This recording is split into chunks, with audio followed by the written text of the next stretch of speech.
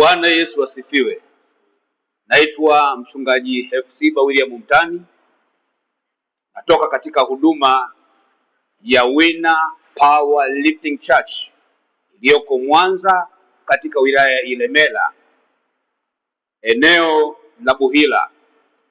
Jioni hii ya leo Mungu amenipatia kibali ili nipate kusema na wewe maneno machache ili uweze kusikia sauti hii. Yamkini utakaposikia sauti hii italeta uponyaji kwako jioni hii ya leo, na inawezekana kabisa utakapoisikiliza sauti hii itakutoa katika sehemu nyingine na kukupeleka katika sehemu nyingine pia katika mambo ya kiroho. Na nizungumze na kusema ya kwamba kila sauti ambayo iko hapa duniani ni sauti iliyowekwa kwa makusudi kabisa. Neno la Mungu linasema ya kwamba Mungu baada ya kuumba aliumba vitu vyote, lakini aliviumba vitu vyote kwa namna yake na kwa makusudi yake na kwa lengo lake. Na ndiyo maana kila kiumbe kilicho hai Mungu akipatia sauti, na kila sauti ina maana yake. Neno la Mungu linasema ya kwamba kwenye kile kitabu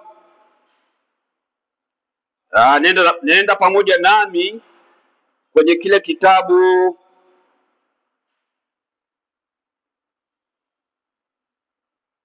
cha Wakorinto wa kwanza, ile sura ya 14 na mstari wa 10 unasema ya kwamba yamkini ziko sauti za namna nyingi duniani, wala hakuna moja isiyokuwa na maana. Kwa hiyo sauti zote ambazo unazozisikia hapa duniani zina maana yake.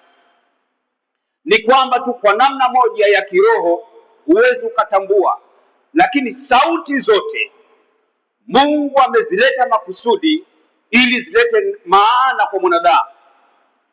Kwa hiyo usipotambua, kuna vitu ambavyo unavipoteza. Kwa hiyo ni muhimu sana kutambua sauti ambazo zimewekwa hapa duniani, na ndiyo maana neno la Mungu linasema kwamba hapana sauti yoyote iliyoko hapa duniani ambayo haina maana. Kwa namna hiyo basi sauti zote ambazo ziko hapa duniani unazozisikia zina maana yake. Sasa shida ya mwanadamu ni kutokutambua na kuelewa sauti hiyo inaashiria kitu gani. Haleluya, Bwana Yesu asifiwe.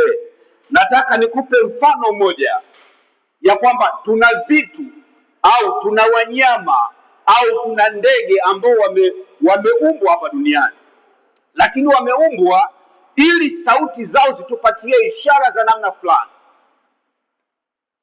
Lakini kwa sababu hatujatambua, tunaona kana kwamba sauti zile hazina maana kwa sababu hatutambui. Nataka niseme nawe kwa habari ya sauti 2 au 3 ili upate kuelewa, halafu kisha turudi kwenye somo letu.